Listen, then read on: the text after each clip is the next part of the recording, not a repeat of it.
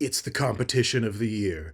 Country music legends Dolly Parton and Emmylou Harris versus indie rockers PJ Harvey and the Breeders, who made the best albums in 1993.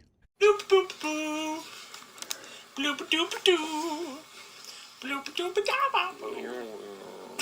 Hi, I'm Michael, coming to you from Erica's apartment. I'm cat sitting here and I'm sitting on the floor because I'm hoping the cat will make an appearance. Anyway, I thought it might be fun to add up the scores of these two country albums and compare them against the scores of these two alt-rock albums. Now, I'm not advocating for making women compete or comparing them against each other. I'm more interested in looking at two specific examples from each style of music in 1993. Let's dive into my scores for these four albums. If you remember from our discussion of Dolly's 1989 album White Limousine, Molly and I pointed out a few strong standouts in Dolly's cover of Time for Me to Fly, and her songs Why Do You Come In Here Looking Like That and He's Alive. But the rest of the album was fine at best. We gave White Limousine a 74%. Similarly, Slow Dancing with the Moon has a couple standout tracks, but the rest of the album is boring or even plain not good. The highs of this album, More Where That Came From and I'll Make Your Bed, don't reach the same heights as the best songs on White Limousine. They're both fun songs, and they, to different extents, have a slight hint of sexiness, masked mostly by the cuteness and sweetness that Dolly is known for in many of her songs. So, unfortunately, this album isn't very good. Normally, I only like to talk about things that I love on this channel. I mean, it's called I Love This Blank, after all. Why did I bring up Slow Dancing with the Moon in this video, then? Partially because of Dolly's legend status. She made so much great music in the past. But also, Dolly has some great albums coming out after this one. Stay tuned for that.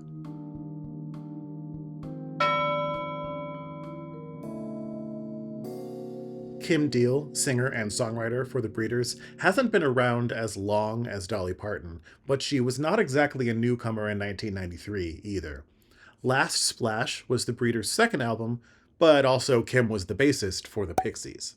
During the recording of Last Splash, Kim received a fax from Black Francis, the main creative force behind the Pixies, stating that the band was broken up. A fax. Seemingly, some of her feelings about the dissolution of the Pixies fueled the recording, and probably some of the songwriting of this album. Y'all, I gotta be honest. I like this album more than any Pixies album. I think most people just know the hit single Cannonball, and that's a great song to know if you only know one. It's the best on the album for sure. But most of the rest of the album is also really strong. If you only know Cannonball, I highly suggest you check out the rest of this album. New Year starts a little slow, but picks up into a fun song. I Just Want to Get Along is such a banger. Divine Hammer is probably the second strongest song on the album. It sounds sugary sweet on the surface, and it sounds like it's about love, but it's really about Kim's frustrations with organized religion. Hag has a really great guitar hook. Saints is so fun and is the strongest connection to the beach rock feel that a lot of this album has. And I suppose we should talk about Cannonball itself. The song has hook after hook after hook. It's probably one of the best bass lines in all of popular music. The simple guitar line is incredibly memorable too, but we can't forget about the drums. They're so engaging in this song. And who doesn't want to shout sing along with the chorus?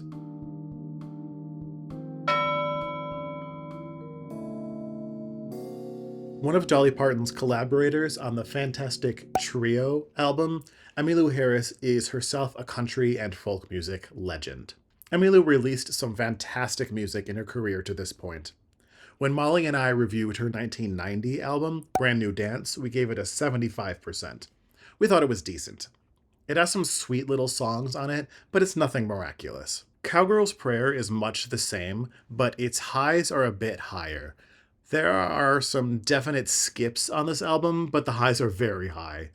The opening track, A Ways to Go, has such a great melody, and Emmylou sounds fantastic on it. It just makes me smile.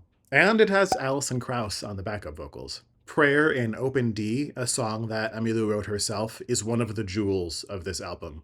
It's absolutely gorgeous. And if you like this song, I highly recommend you check out the Phoebe Bridgers cover of it. Also incredibly good. Not quite as strong, but still very good, are Crescent City, a fun Zydeco-flavored Lucinda Williams cover with Trisha Yearwood on backup vocals, and Lovin' You Again, a resigned, heartsick ballad that is absolutely Emmylou's bread and butter. There's a fun little bar of 6/4 in the choruses of the latter that almost imperceptibly spice them up a bit.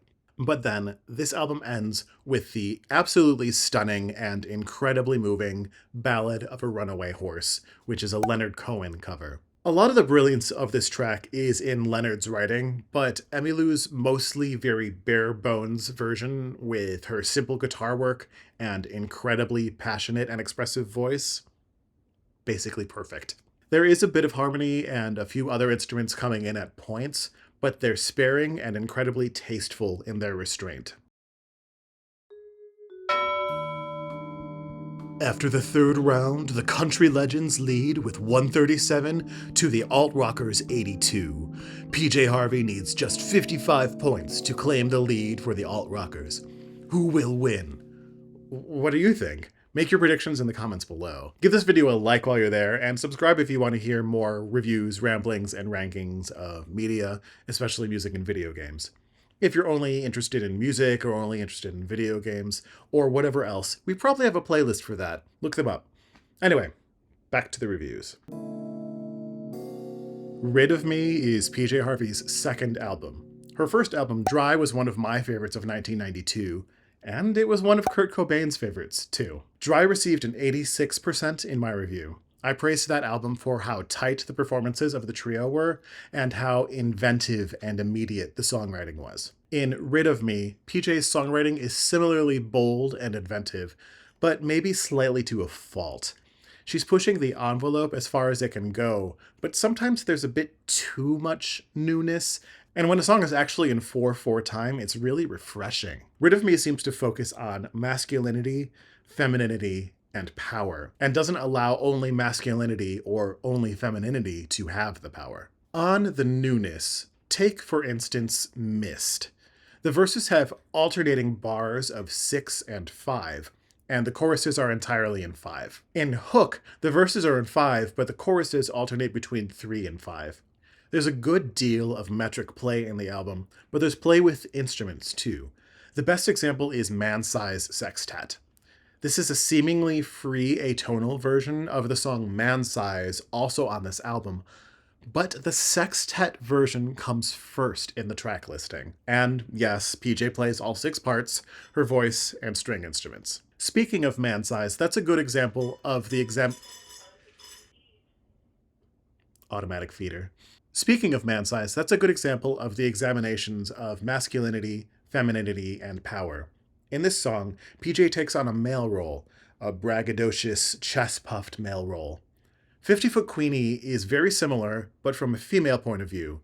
I love this one. It's one of the strongest on the album. I love how the length she's measuring gets longer every time. Another favorite of mine is Yuri G. It's actually one of the more straightforward songs on the album, and it's actually in 4/4. But the layering that happens in the drums makes it so exciting. Dry is similarly straightforward and similarly excellent. PJ's vocal performance is incredibly strong on this album, and that's especially noticeable in the 1-2 punch of Me Jane and Snake. PJ is absolutely ferocious in these 2 songs, and it elevates them to something extraordinary. But after all of the exciting experimentation, I actually think that Dry is a stronger album than Rid of Me. Both are good, though. So, the alt-rockers clinch it with a 27-point lead. Again, though, that says nothing about these artists themselves. I think this is more about the excitement of alternative rock at this time. A lot was happening in this genre. It was incredibly exciting. It was fresh and new and raw. Good classic country will always be great, but these are 2 albums by fantastic artists who didn't exactly put out their best albums in this year. I grew up not liking country music.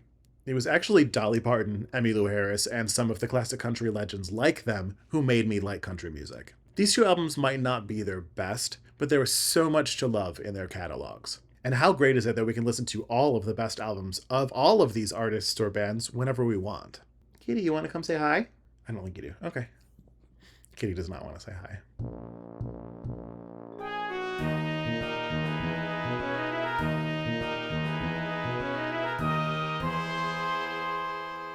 Thanks for watching. Check out another video YouTube things you might like up here, and check out a playlist for other music reviews down here. That should be about it. Maintain your groovy selves.